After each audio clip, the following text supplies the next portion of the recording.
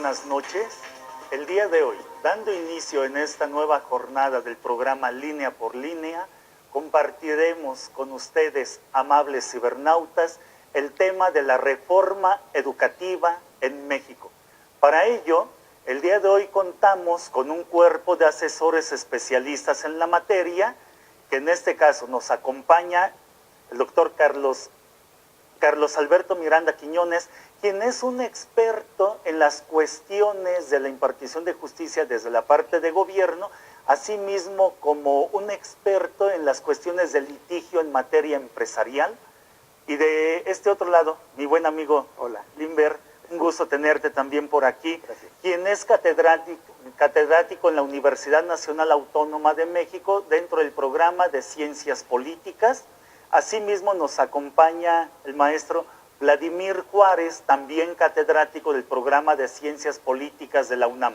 Y bien, iniciando con el tema, tenemos que la reforma educativa en México presenta un parteaguas entre lo que era el pensamiento de un Estado que fortalecía a la educación y le subsidiaba, un esquema que fue ampliamente reproducido después de los tiempos de la Revolución Mexicana, pero que el día de hoy estamos viendo una gran transformación. De hecho, estamos hablando de una reforma de Estado. Hay varias preguntas que son necesarias para nuestra población, así mismo como para nosotros, como aquellos sujetos que tenemos directamente este servicio en el que se supone que muchas de las naciones deben de descansar su concepto de progreso y de desarrollo, que en este sentido hay algunos detractores. Ejemplo, ya Hegel en algún momento ponía en consideración que la solución no descansa justamente en la educación. Habrá que ver si este es parte del esquema y del panorama al que México se está confrontando. Y desde ese punto de vista, una primera pregunta con la que podemos iniciar es: ¿era necesaria la reforma educativa en México?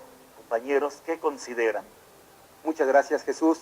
Desde luego es necesaria, y antes de que se aprobara era una reforma postergada porque desde los años 80 ya se veía en el sistema educativo básico en nuestro país la necesidad de una reforma educativa que se moviera en tres perspectivas: mejorar la profesionalización del docente, mejorar la infraestructura y, por el otro lado, toda la parte curricular de las materias. Así que una reforma que desde 1980 ya el país venía discutiendo, y que entre el debate de actores políticos institucionales se venía postergando.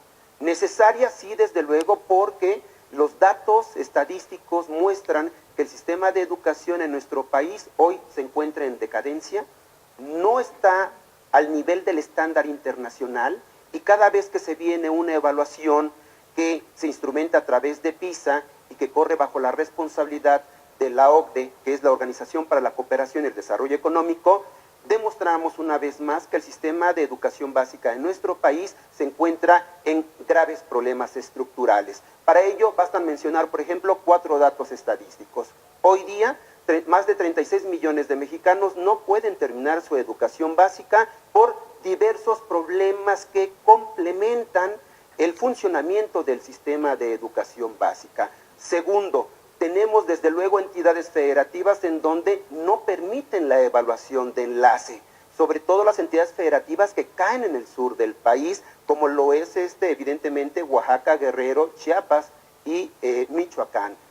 Nos encontramos con un sistema educativo en donde su infraestructura deja mucho que desear, y que inclusive cuando comparamos la infraestructura educativa de las ciudades urbanas contrastadas con la infraestructura rural o la infraestructura indígena, nos encontramos con un esquema de un conflicto institucional y cultural que existe en México. Es decir, tenemos 3 Méxicos dentro de un solo país: un México premoderno, otro moderno y otro con características posmodernas. Este conflicto institucional y cultural ha llevado que el sistema educativo en lo básico se haya rezagado, y que hoy no importa cuánta inversión pública se destine al sistema de educación básica, puesto que la mayor parte de ese dinero se esté yendo desde luego a un fondo vacío, por una razón muy significativa, porque aún el sistema de educación básica adolece de mecanismos de transparencia pública y rendición de cuentas. Basta un dato muy significativo. Actualmente le destinamos aproximadamente el 5.3% del PIB al gasto en materia de educación pública, en materia de educación básica, y la OCDE establece que debe ser el 5.8%, o sea, hay una diferencia más o menos de 5 décimas. No estamos alejados, No estamos debería de haber un buen esquema educativo. Así es, no estamos muy alejados del estándar internacional que fija la OCDE para sus miembros en destinar ese porcentaje a educación pública. Sin embargo, tenemos un gran problema. Imaginemos el siguiente planteamiento. Actualmente un profesor gana aproximadamente $31,000 al año, pero comparado con otros profesores que forman parte y son miembros de la OCDE, ganan $45,000. Hay una diferencia, sin embargo, no nos explicamos cómo es posible que si México le destina un mayor porcentaje al gasto de educación y casi es comparado con el estándar de la OCDE, ¿cómo es posible que le paguemos menos a los profesores? Y tiene que ver desde luego con el sistema de transparencia y rendición de cuentas. ¿Dónde se está invirtiendo el dinero? Y ello nos puede inclusive ilustrar por qué hay rezagos en las escuelas rurales y en las escuelas indígenas. Y si a ello todavía le agregamos este otro punto, obedece esta reforma educativa y es tan necesaria porque estamos metidos en un contexto internacional. Este punto, por ejemplo, hablando de OCDE, que estabas hablando de los puntos que se están generando en los términos de la inversión, es decir, OCDE tiene que ver más con una política en donde las inversiones se tienen que realizar desde una perspectiva de eficacia. Tiene que ver con este comentario que hace rato se planteaba acerca de cómo el estado de bienestar social, que es el que está dejando de operar en nuestro país, si es que estaba recibiendo los resultados esperados, o qué es lo que pasó en nuestra nación, qué es lo que se desvió, qué es lo que se ha perdido, y que quizá eso es lo que está legitimando el hecho de que se esté tomando esta nueva decisión para pasar a un estado neoliberal. ¿Qué elementos podemos estar visualizando aquí para que también estemos entendidos de en qué momento México perdió el rumbo? ¿Qué tenemos en este aspecto? Y bueno, como bien menciona tú, Jesús, yo retomo una parte de lo que Limber nos ha comentado. De manera, digamos, diría el maestro Juan María Alponte, todo problema que es simplificado termina siendo erróneo, ¿no? Yo creo que eso ha caído mucho en esta reforma. No podemos simplificar una reforma en función de lo que bien mencionó Limber. Y para esto voy a traer los datos también de una agencia internacional como lo es Latinobarómetro.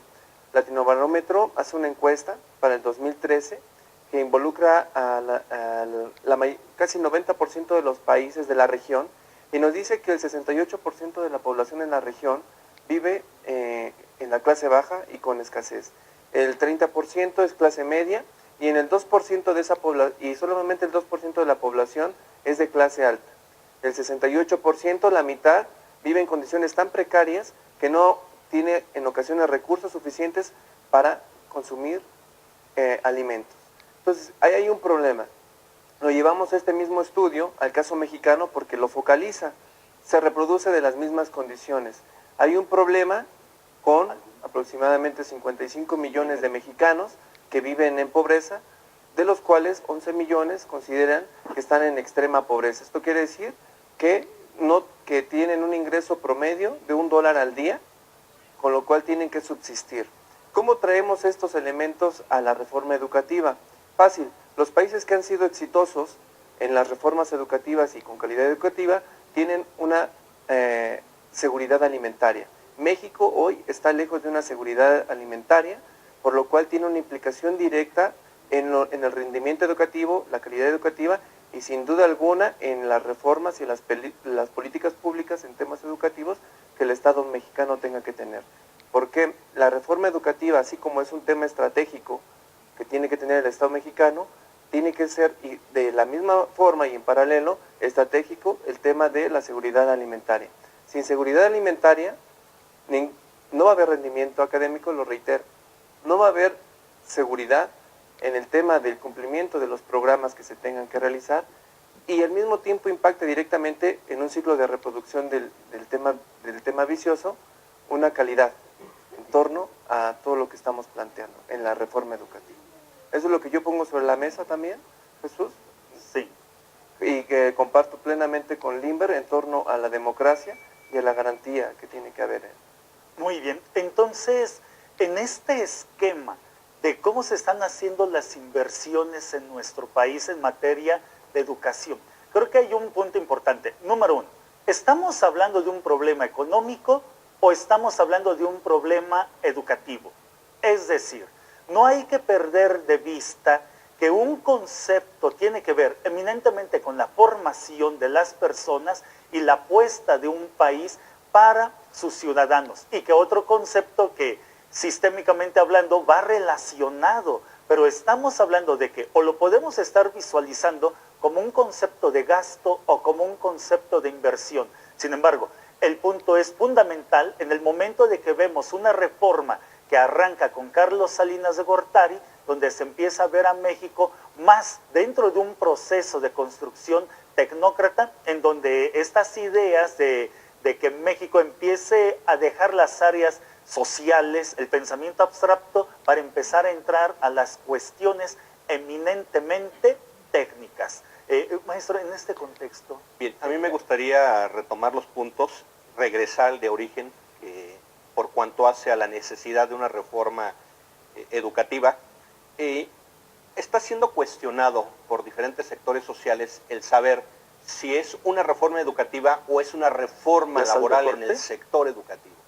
Lo que tenemos que tener en claro es que no podíamos llevar a cabo una reforma educativa sin, implícitamente hablando, una reforma laboral respecto del sector.